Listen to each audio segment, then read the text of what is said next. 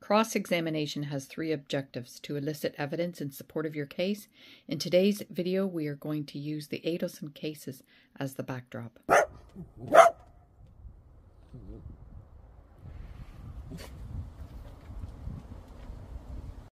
Hello everyone, welcome. Come on in, come on in, come on in. Welcome, no sense staying out in the cold. Come on in, come on in.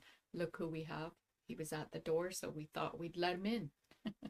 No, we were out for a long walk, and guess what?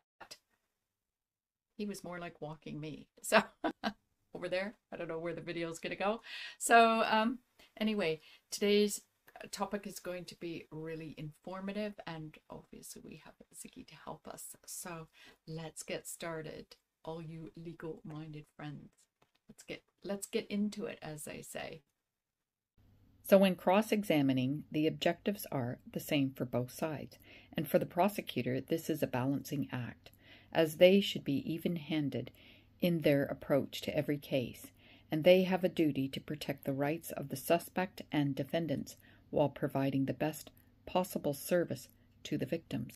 So that's the first objective. The second objective, which is to cast doubt on or undermine the witness's evidence and credibility. The other objective is to weaken their opponent's case.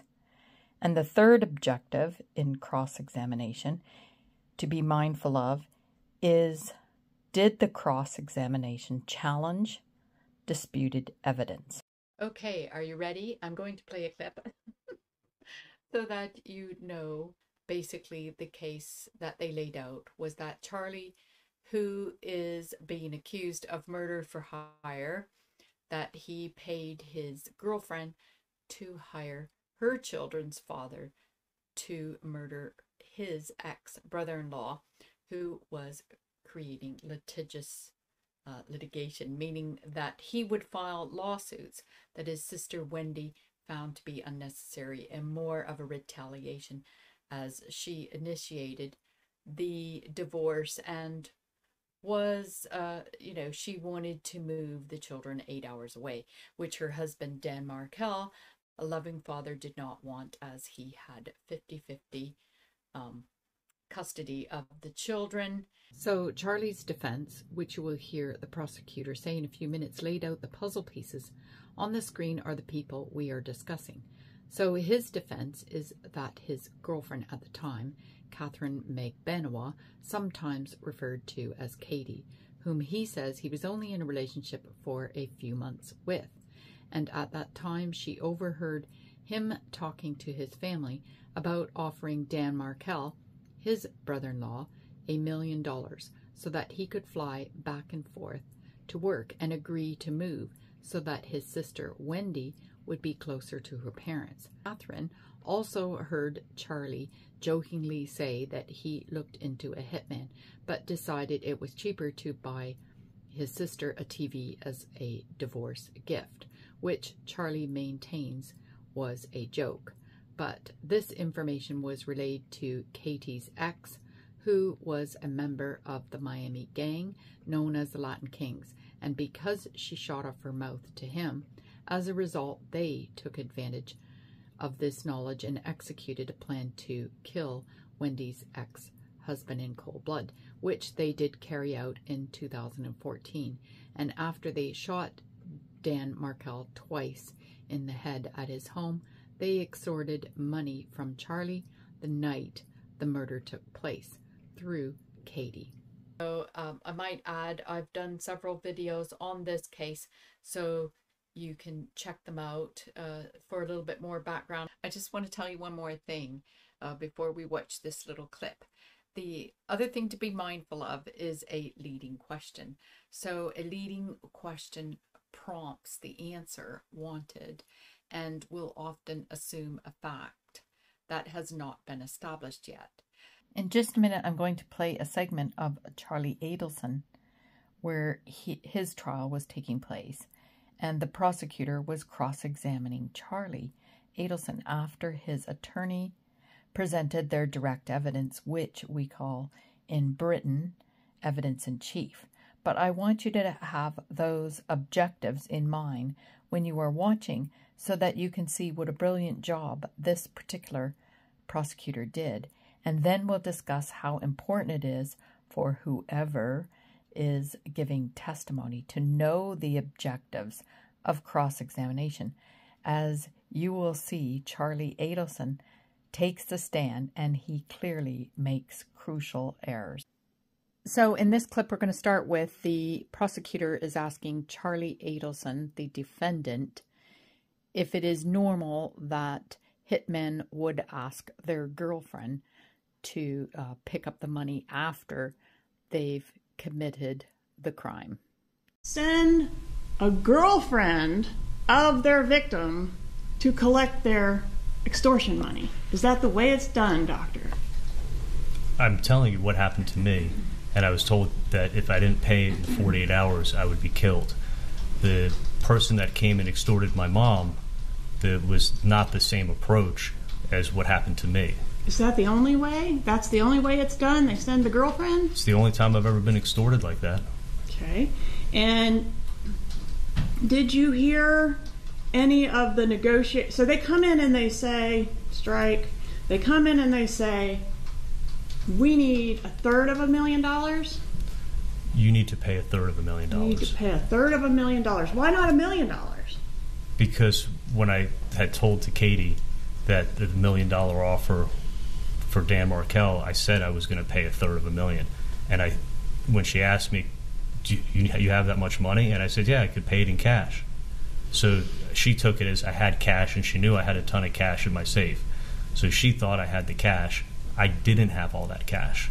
So that's where I'm assuming they got the $333,000 from. But the offer that she bragged about was $1 million offer, isn't that right? That she ran her mouth about.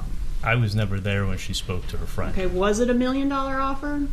The offer was that $1 million was going to be paid, and I was going to pay $333,000. And weren't you going to cover Wendy's third as well? No, not at all. I was going to cover my third. Didn't your lawyer say in opening statement that you were going to cover the whole thing? Or Wendy's third? No, I was sitting here. I heard what he said. Charlie was going to pay $333,000. All right.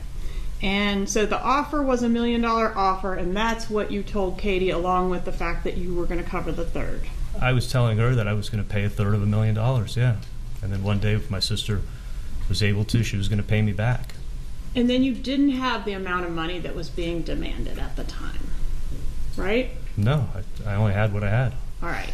And at that point, the blackmailer, Catherine Magbanowa, negotiates some type of layaway plan for you to complete the extortion with the Latin Kings? Okay, Katie wasn't the blackmailer, and Katie wasn't the one who was extorting me. Didn't you just tell this jury that Katie was the blackmailer? You realized it in 2019. I had thought that when you were just talking, you were talking about 2014. You were talking about that night, okay. So that night happened in 2014. Okay. We all know now, because you have revealed the puzzle piece, she's a blackmailer. Can we agree on that? I believe, sitting here in 2023, yes, that she was in on the extortion for sure. Yes. So is it okay if I refer to her as a blackmailer? I think there's a difference between blackmail and extortion, but yeah, okay. Sitting here today, we can. Sure. We'll refer to her as an extortionist. So this woman, the extortionist, is going to do you a solid by negotiating with the Latin Kings for you to get on a payment plan for the extortion. Isn't that what happened? What you're doing is you're taking what we know in 2003 and trying to say, this is what I knew in 2014. Did she put you on a payment plan? Yes, she said, because I didn't have the money, she said, asked me if I could pay $3,000 a month in 2014, and I said, yes, I can. Did you hear any of the conversation where she was making these negotiations on your behalf? No, when she said, I'm going to go check with my friend and if that's okay with him, she took her purse, took her keys, took her cell phone, she walked out of my front door, closed the door behind her, and I sat in my living room, and she came back about 5 minutes later. You didn't want to talk to the guy yourself? No, I didn't even think of that. I mean, but she went outside to call him. All right, and then the two of you took a Xanax and went to sleep. Well, I took a Xanax. I don't know if she took one out of the bottle, but I definitely did. And the next morning, she left with your money, right? She left about 8:30 the next morning. That's July 19th, 2014. Correct. Let's talk about what you did that day. You did not report this to the police because you were in fear, correct? Absolutely. Okay, so what we just saw there was all the information the prosecutor got out of this defendant. The defendant comes across as arrogant and argumentative. His first answer to her question should have been yes and end it there. When she asked, "Is that the way it's done, that extortionists send a girlfriend of the victim to collect their extortion money?" He should have just said yes and ended there without all the other information that weakened his story. Because guess what? There is an interrogation, a police interrogation of one of the hitmen confirming when they finished the hit, they called Catherine Meg Benoit, that was the girlfriend of Charlie at the time, and said she better have the money, not the rest of the money, but the money. Here, let's have a listen.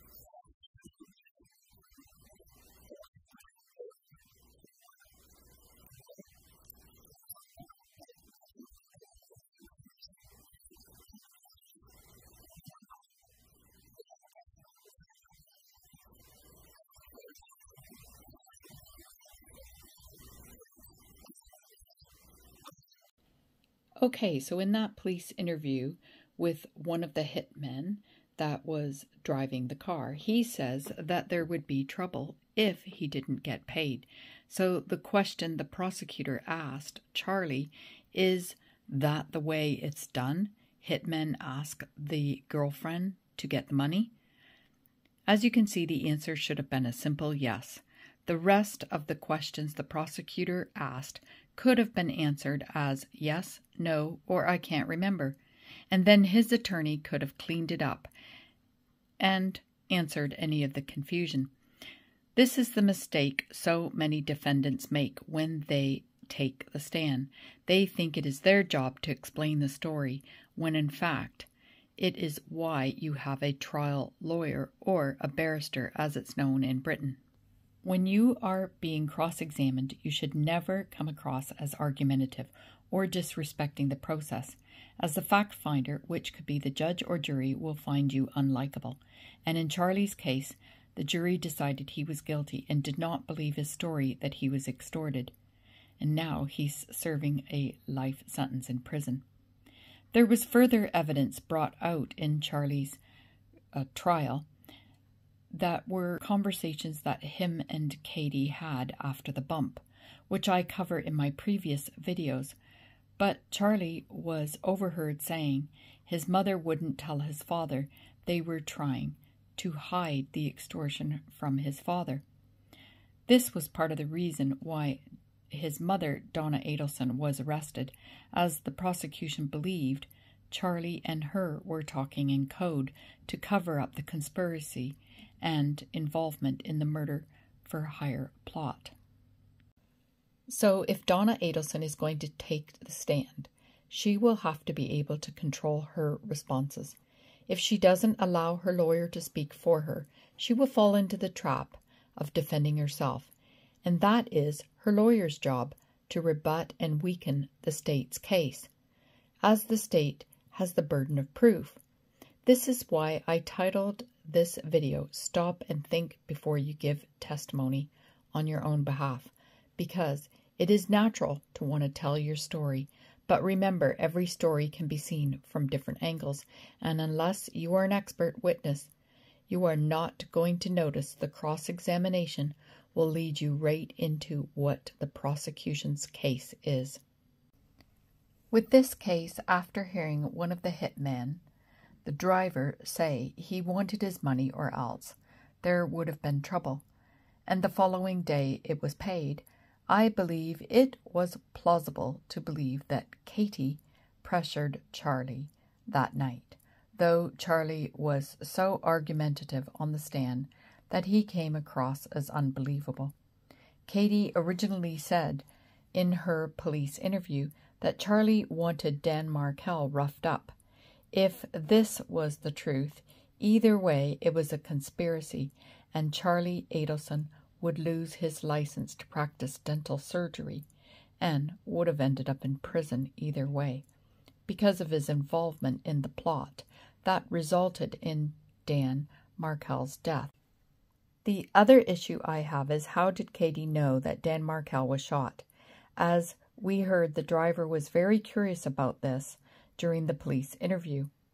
The driver also said that he only knew that they were going to kill Dan Markel on that day, and he said, wouldn't it be better to rob them? The theory that I have is that Wendi did know that Dan was going to be roughed up that day, because Wendi had changed her testimony about driving by her ex-husband's house, which was their marital home, on the day Dan Markel was murdered. So she must have called Charlie to say the road was blocked off. And I have speculated that the Adelson family knew about Charlie hiring someone to rough up Dan Markel. And Wendi may have thought, I will drive by in order to play hero. As it was brought out in court that Dan Markel used to rub people the wrong way. So I'm thinking that if he was roughed up, this was their plan, that maybe he would then consider moving to Miami to feel safer. Who knows? My question is, why hasn't Wendi been arrested? It must be because the police do not have evidence of what was said on the call. Or do they? I don't know. But I know Donna Adelson, Charlie's and Wendi's 73-year-old mother, has been arrested, and she better be more controlled if she decides to testify when her trial starts on the 30th of September. What's your thoughts? By leaving a comment, you may help someone else that will read your comment. And of course, I love to read all comments as they are valued, and together we can be more informed. And this information may help you or someone you know. In the meantime, on this channel, you'll find a variety of playlists to suit every curiosity about the justice system. And we provide you with a visual to information and the process. Going through a legal worry is devastating, and the Who Knew and Why Me playlists are designed to help you or someone you know. So please like this video if you like this kind of content.